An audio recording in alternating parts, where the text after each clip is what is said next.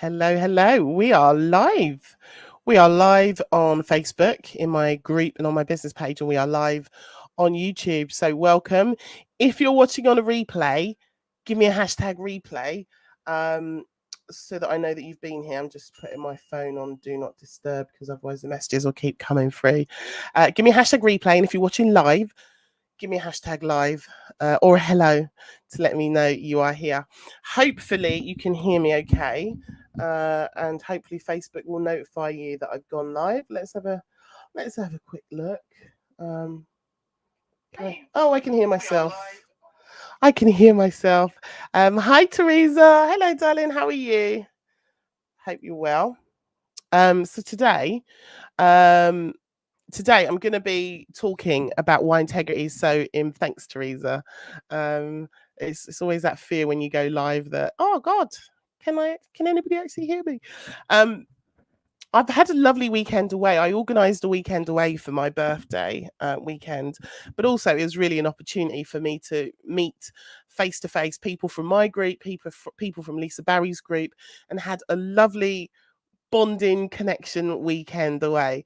And one of the ladies, I think it was Nicola, said that we arrived with a connection and we left with a bond. And I think that was very, very true. But there were some lessons from this weekend that I wanted to talk to you about because and it all comes back to integrity and why integrity in business is so important. And there were a couple of things that happened this weekend that it was magical. It was magical, Teresa. There were some things that happened this weekend that I thought would be really good example for you guys as small business owners to learn from and to use and to take into your own business, because without integrity, I don't think most small business owners have very much to offer. It is, for me, one of the most important things. It for me helps me feel like I am valued, my money's valued, my time is valued, that people care about me as a customer. And so these are really important things and lessons I think a lot of small business owners who are in my world right now could use and take away and implement into their own business. So we went to we booked a big house that was for large groups in Somerset, which is a beautiful part of the world if you've not been there before. And we all turned up and all had the same response of walking into what was a small cottage and saying, is this it? Is this it? And so we were sold something, but when we arrived, it was actually a bit different to what the website and the sale page presented. So there's a lesson for everyone that when you're selling something and you have an offer or you have a product, make sure you are super clear about what that person is getting. Because when you don't, what happens is people buy the thing or they turn up to the thing and there's a feeling of, this is not what I thought I was going to get. This allows people to make complaints, to be really pissed off with you because you've missold something or you've not accurately and honestly and truthfully said what it is. Teresa says that happens a lot. Yeah, it does. And I want this to be a reminder to people to really take note of this. When you're selling something, be really, really clear about what that person is getting. Even if you want them to have an idea or you want to sell something, but you can't fully deliver, then I encourage you to operate from a place of integrity and be honest about what they're getting and what you can really deliver. And I want to give you a quick example. I have a lot of people slide into my DMs. I am an online business coach and I'm an online business consultant. And I only ever called myself a coach or a consultant after I had coached people and after I'd actually done consultations in other people's businesses. I didn't use those titles because they were cool and catchy. I've used those titles because that's what other people refer to me as. And that's what people pay me for, right? And I see a lot of people calling themselves things that they're not yet, or that they've not actually done. I wouldn't say I was an online business coach if I'd never created a business. I've done an online offline business and an online business. So I talk from a place of experience before I call myself that. So because of that, what happens a lot with me is I get a lot of DMs from people saying, you do online business, so you must know about Facebook ads. And I again operating with integrity and honesty. I always say I do Facebook ads for my own business. I've run Facebook, I've helped other people with their Facebook ads, but I'm not a Facebook expert. There are people out there who will work quicker than me, faster than me. They might charge you more money than me, but that's because they've got an expertise. So when people come to me and say, can you do my Facebook ads? I always say, yeah, I can, but I want you to know this is my position. I'm not an expert. I've done some Facebook ads. I can probably do yours. It might take me longer than it would take somebody who lives and breathes it all day, but I operate with integrity and say, I can help you. I want you to know this. I recently had somebody from Clubhouse reach out to me also, who he has a property business, and for those of you who know, I'm also becoming a property investor, and he has quite a large portfolio, and he's launching some like apart hotels next year. I think there's about 100 hotel rooms that he needs to sell, and so he wanted somebody to come on and do his online marketing for him. And we're talking about a lot of money here. And I had to, again, operate from a place of integrity. And I wrote back to him, I gave him a quote, I gave him a brief, but I operated with integrity. And I said, listen, I can do online marketing strategies all day. I can write content for you all day. I can create the content. I can schedule the content. I can be your online marketing expert, but I want you to know I can do this for online businesses. I've never done this for a property business. And if you are looking to invest a lot of money, you may want to go and actually hire an agency or somebody who has specialized in doing online marketing for property. Because on the surface, I could have snatched that job because me and him have a relationship and we know each other. I could have taken that job, but I wouldn't have been operating from true integrity, in that, yeah, I could probably bumble my way through and I'd probably do a good job, but I wanted to say to him, listen, of course I can do it, but I may not do it as well as somebody who's had years of experience doing online marketing in the property industry, right? So I that's how I operate my business. And I encourage you to be honest and know your limitations and say when you can do something and when you can't do something, because people respect more. People respect when you show up with integrity and honesty. So that was the first thing for us. We turned up, we expected a big house, and then there wasn't a big house. It was a small house. But what there was lots of outdoor sleeping areas. So, and they were nice outdoor sleeping areas. So we had a yurt that could sleep 3 people in it, but it's outside. You have to walk through wet grass to get to there. And then you have to use a portaloo. And if you want to shower, there's outdoor showers as well. And then at the other end, there were 2 horse boxes, which were also lovely, decorated beautifully. But again, you have to walk through wet grass to get to those places and sleep outside. But this isn't the perception and the impression that was given. And so what happens is immediately you have people turn up and their expectations have not been met. And what that means is you get pissed off people, you get disgruntled people, and it's the fastest way to get yourself some really unpleasant online reviews from people, right? Now, I want to be clear. I'm not saying this accommodation was horrible or bad. It wasn't. I just think the way it was sold was misleading. And I don't also believe that they were operating from a true place of integrity. And when we arrived, the owner gave us a little tour before everyone arrived, gave a little tour of all the different areas. And one of the things she said to me was, we went to one of the outdoor sleeping areas and we could hear some ducks. We could hear some ducks in the background quacking very, very loudly. And she said to me, would you believe, she said, in the summer, we there's a big sort of paddock area. We hire this out for camping. And would you believe that somebody complained about the quack noise, the ducks quacking? And I jokingly went, oh, they're obviously Londoners like me, not used to the countryside. That's probably what it was. And kind of just, laughed it off. But here's what we realized about the duck noise. The duck noise didn't stop.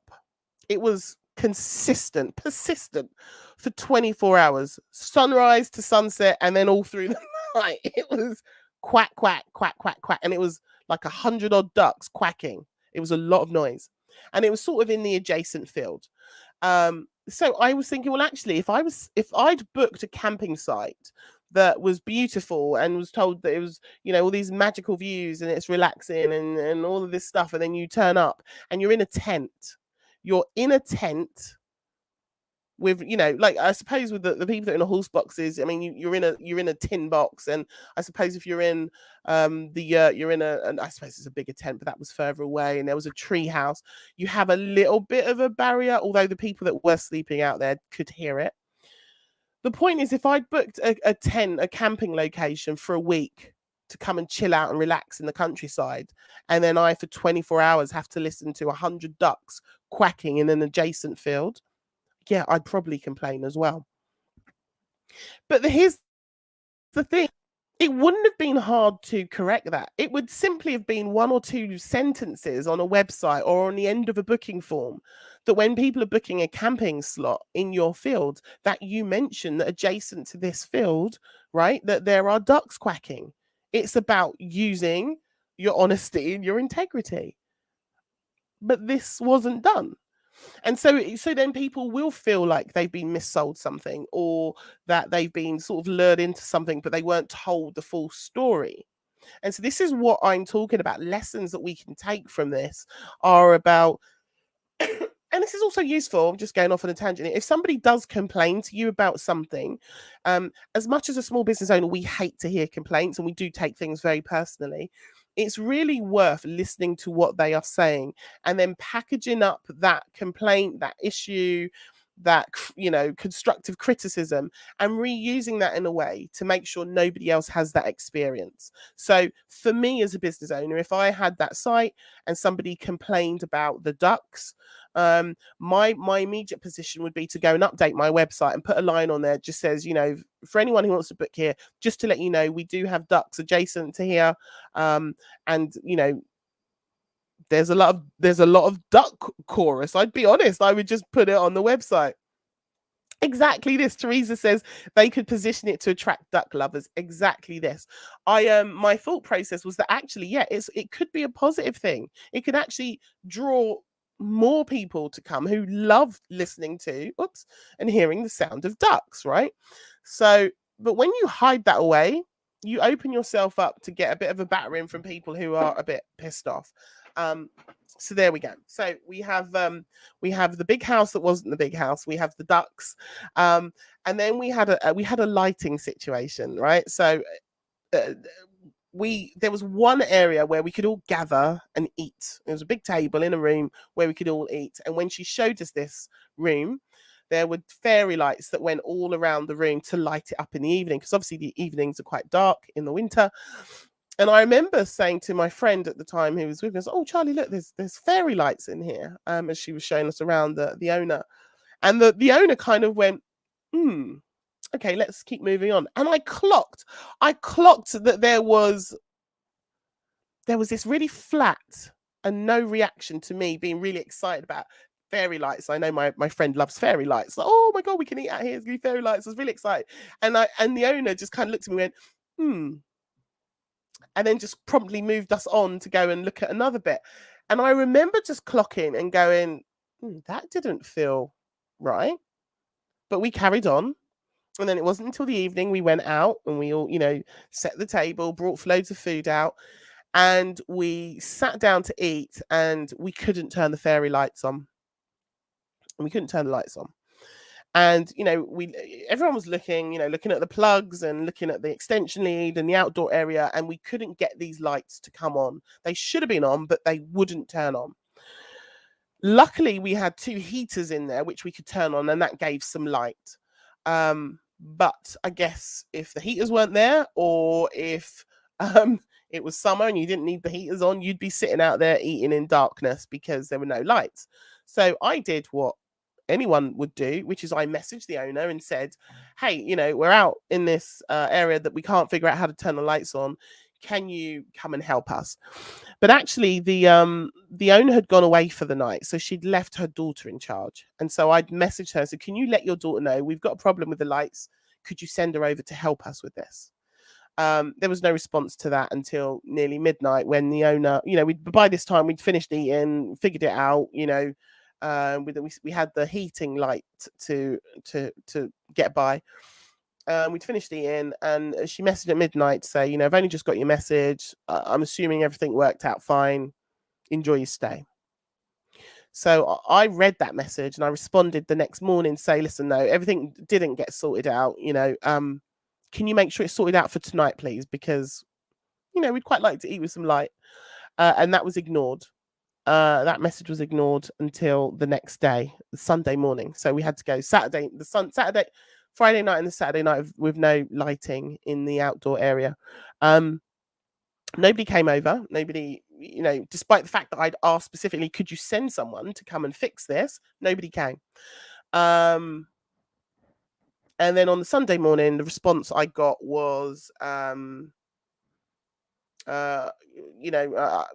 you sorted it all out.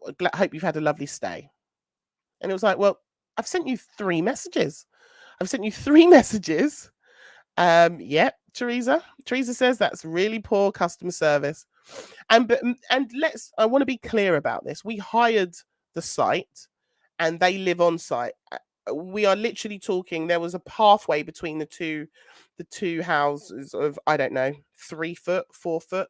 There's a little tiny, a single sort of walkway between the houses. So they were on site. They weren't away. The mum was away for the first night, but everyone else was there. What are you swearing about, Lisa Barry? Lisa Barry's using terrible language in the chat. So it's not as if somebody could have not come over. They could have. And so messages were ignored. Essentially, the lights didn't work. And the way that the owner had reacted when I asked was she clearly knew they didn't work, but had chosen not to say they didn't work. Even when I was gleefully there, excited about having fairy lights to sit under and eat, and was saying this to a friend, and she chose not to say these lights don't work, and then chose to ignore 3 requests from paying customers to come and help fix a problem. And so this is what I'm talking about again with having integrity in all that we do, because that leaves a sour taste or a bad taste in somebody's mind or mouth, whatever. I don't know where I'm going. I'm a queen of bumbling up my analogies. But the point is that we asked for help and no help came. One of the women that was there actually went over on the Saturday evening and knocked on the door 3 times. They were in, the lights were on, they were letting their dogs out and in. So they were in, but nobody came to help. And, again, take from this, guys. These are all lessons that as business owners, take from this what you will. But for me, it's not how I would have operated my business. I like to operate with integrity. I like to make sure people are happy, sometimes to the detriment of my own health. But for me, this felt really poor. Really poor in terms of giving a shit about people who have paid you a lot of money for something that you have sold. So that was the light story. And then I want to tell you about the double booking story, which also really pissed me off. So again, you go to the site, you're told you're going to get all of these things. You're going to get, a big house for large groups to come and meet together. Yeah, Lisa says we were happy, but not because of them. 100%. Like, we were happy because we had an amazing group of women come, and it was very relaxing for us to be in each other's company. It was a good gaggle of women, and so that made it awesome. The accommodation let it down for me in a few areas, which I'm kind of going through. But again, they all tie into just having a bit of integrity and operating with honesty, because I don't think these things would have bothered me had the owner operated with integrity, is what I'm saying. The fact that, you know, we had these outdoor spaces where people had to sleep, wouldn't have been a problem if that had been really clearly communicated, but it wasn't. So then it becomes a problem. You know, people went all weekend with wet feet because they brought the wrong footwear, because they were under the wrong impression about what we were going to stay in. So again, if people had had that information, and the owner had operated with integrity, then, you know, there would be a different, I think, response and feeling about what happened. So the impression that we got was that we would have a tree house. We were told to have this big house, the tree house, and that there were some other um, other spaces, but it kind of, again, the impression was that, you know, you have a big house and a tree house. Well, it turns out the owner double booked the tree house. So she sold the tree house to somebody else. So essentially we were sharing the site with other people. I mean, we didn't see them. So it's not really a problem, right? But it's that thing of, I mean, one of the people who was coming with us had their eyes set on staying in the treehouse. They really wanted to stay in the treehouse, and it is sold as if the treehouse is included. But we got there, and this is my irk, because I feel like she lied to me. My irk with this was that we booked it. The website gives the impression you pay this price and you get the whole entire site. You get your big house, and there are these other little areas that you can go and sleep in. There wasn't a clear communication that she might sell other parts of it to other people. So again, if I'd booked this for a family trip, which a lot of people do book this location for families, my family would there be, you know, now be on site with other people who I don't know, which then would hinder my experience about how I would feel about my daughter going out and playing, running free around the site when there's people here who I don't know, right? So when I challenged her on this, her response to me was, "Oh, it was booked out when you. It was booked out. It was booked out before you even booked. So, you know, it's fine. It was booked out. So it was done before you'd even booked." So my question was then, well, why didn't you tell me that at the time of booking? She literally told us when we arrived, "Oh, by the way, you can't use the treehouse." Even though it's sold to you as you can use the treehouse, you can't use the treehouse because we've. No, I'm lying. Actually, it was 2 or 3 days before. She said, she said something like the treehouse is out of action. So I just thought maybe there was repairs or something. And then when we turned up on the day, she said you can't use the treehouse because somebody else has already booked it. And I was like, oh, so there's going to be other people here with us. Because again, that's not how it was sold. You know, it's sold as your one large group are booking this entire thing. You're paying for all of it. But then she's double booked. So she's taken another fee for part of something that we've paid for. That just doesn't sit right with me.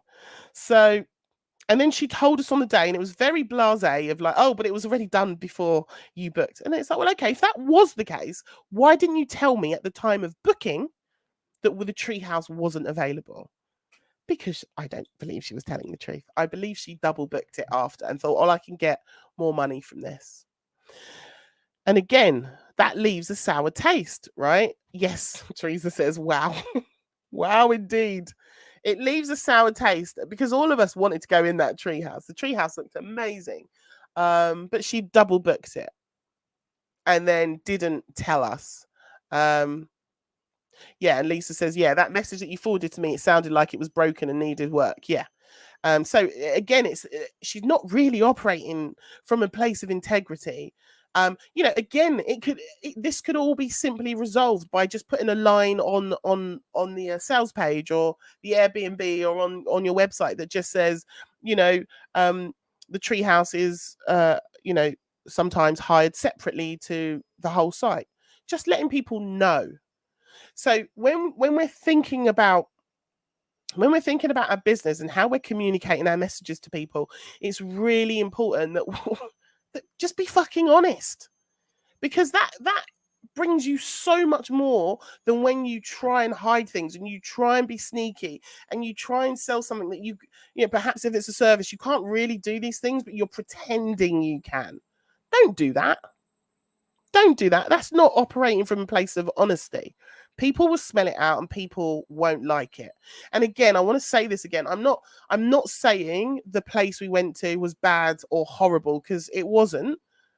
It was missold, I believe. It was missold, and I don't like that. I think if she had operated with integrity and had been honest about what people were getting, probably still would have booked it, but we would have packed the right shoes. Or for me, I would have packed my allergy medication, because I didn't know that there were dogs, that their dogs were going to be able to roam free and come into our sleeping quarters and try and eat our food. And I'm allergic to cats and dogs. I mean, I love them, but I'm allergic to them, so I always have that stuff with me, right? But I didn't, so I had to borrow it off, and thankfully somebody else bought some allergy stuff. So that was my final point, was the dogs. Is that they had 2 dogs and they had a cat who had absolutely no boundaries whatsoever and would go everywhere they wanted to. I mean, I left and the cat was on my double bed, just snuggled up. Again, if you have allergies, that's a problem, right? Before you turn up, you don't know if that cat or dog's been on your bed. And there was a lady who came who was terrified of cats and dogs. So every time the cat or dog came in, she'd get a startle and would be scared, and somebody would have to remove the animals out of the accommodation. So it's just things like that. Just being honest about that. I don't know who that is. Somebody said said the F word in big letters, but I can't see who it is. Can you put your name in for me? Because I can't see your name. But so it's just things like that. So yeah, I feel like I've just been on a massive rant. What I'm what I'm trying to say, and the message I want to convey to you, is as a business owner, it's really, really fucking important that you operate with honesty and integrity. These are some of Lisa Barry's favorite words, but I just think it's really important that we show up honestly. And sometimes that honesty is the thing that will attract people. Even though we think, oh, if we say that, then people won't book. Sometimes it's the thing that will make somebody book, because you're being honest. Oh, it's Katherine. Hi, Katherine. Nice to see you, my darling. Sometimes it's just about really being honest. You know, if you've got a small house, call it a small house. Don't say it's a big house and make people think they're coming to a big house where they can all be together under one roof. And actually, they're coming to a really posh glamping situation is what you're selling. So say that. Say that. Because people this is the reason why people get bad reviews and complaints, and because people feel lied to, and people don't want to feel lied to, especially when you're spending a lot of money. People want to get what you say you're going to give them. So there's that. So the big house, there was the ducks, the very loud ducks. There was the lights and having a problem, and then no customer service whatsoever. Double booking our accommodation and then not telling us about it, misleading us, and then on the day saying, oh yeah, someone else booked, and we're supposed to just swallow that. But we've also paid for that, and now you've given that to somebody else. It's like, that's not okay. And then having the dogs and the pets running around is a real problem for people who have allergies. And they were persistent. They just wanted food. You know, if you were walking along with a plate of food, they would be like jumping up trying to get the food from you because they can smell the food. And some people don't like dogs or are scared of dogs. And these dogs, and there was no one out there recalling them or calling them in. It was us having to sort of shoo them out. So please, if you take anything from Remy's rant today, it is, please operate with integrity. Please be honest about what you do, what you're capable of doing, what your services is, because it really fucking matters. I am going to be feeding back to this lady about my experience at her accommodation this weekend. Again, I don't think it's awful. Would I go back there? No. Would I refer people there? No. And what's really interesting is that she's had 12 women who have all online businesses stay there this weekend. Can you imagine how much clout and love and social proof she could get from these 12 kick-ass online business people who could really have elevated her business, who could have enticed some of them to book and go back there? But has left a sour taste in quite a few people's Yes, Lisa says shout out if you want help to feedback. Yes, I will do. I was gonna come to you, Lisa, and ask you to check it, because sometimes I do go a bit too all in on this, and it doesn't need to be. It needs to be really constructive, and it needs to be not personal, because it's not a personal attack at all. It's just a it would have been better if type thing. So yeah, I will definitely come to you, Lisa. Lisa, Katherine. Oh, you talked to Katherine. You said Katherine, it was still better than her place in Birmingham. Yeah, like look, it was a nice place. It was just disappointed by, I think, some integrity issues, I'm going to call it. But yeah, I wouldn't go back. I think there are places that do similar stuff that probably are a bit better. And what was interesting, I'll end on this actually, was there was 6 of us, I think, or 7 of us went for lunch yesterday, and one of the people got their phone out and pulled up the reviews from this accommodation, and somebody had left a review. It wasn't a nice review. But it was factual, but it wasn't a nice review. But it was, and a lot of the things that I've talked about here are some of the things that I experienced. So, and so I believe the review. And then the business owner went back. Somebody said, that's Katherine. So the owner then responded to this negative review in quite possibly the worst way I've ever seen, which, again, another lesson. Be really careful. If you're going to go onto like Google reviews or any of the Airbnb stuff and leave reviews to a negative review, I mean, there needs to be like a whole masterclass on that, because your response as a business owner says way more than the negative review. And what I saw her do was incredible. I mean, she personally attacked them, called them the worst guests ever, blamed them for loads of things. But what resonated for me was the review was quite factual, and it was a lot of the things that we had experienced. Like the owner was absent, we experienced that. They talked about the duck noise, we experienced that. They talked about the double booking. So they also didn't have the treehouse. That was also double booked out, but they weren't told either. They talked about the pets and the dogs. They went into the cleanliness of stuff, which, personally, I mean, I could have lived with the cleanliness. That wasn't an issue for me. But a lot of what they said were my concerns, were the things that, the lack of customer service, the fact that they'd gone away for the entire weekend and they left their friends in charge of the site. Whereas for our weekend, she left her 25-year-old daughter in charge of the site, but didn't give me the daughter's number or name or didn't introduce us. And this was the thing that the other review had said, which I hadn't seen before I booked. But it was just interesting to me. So I often question myself and think, oh, am I just being a drama queen? Am I overthinking everything? Am I putting all of this in my own head? But to hear the other review being read out and going, well, that's what happened to us. Like, it's true. Like, that was our experience also.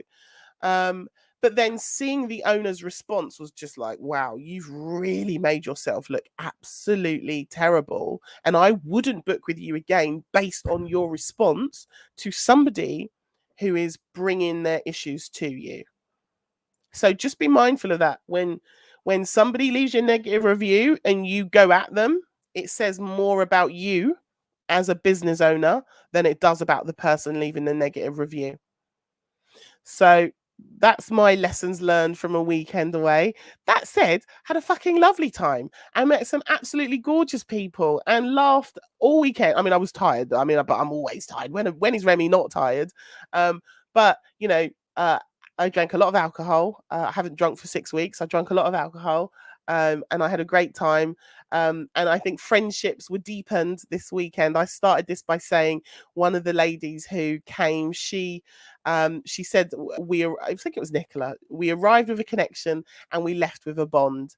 And I think that's so true. And that's why weekends away retreats are amazing ways to build some fantastic relationships with like-minded people.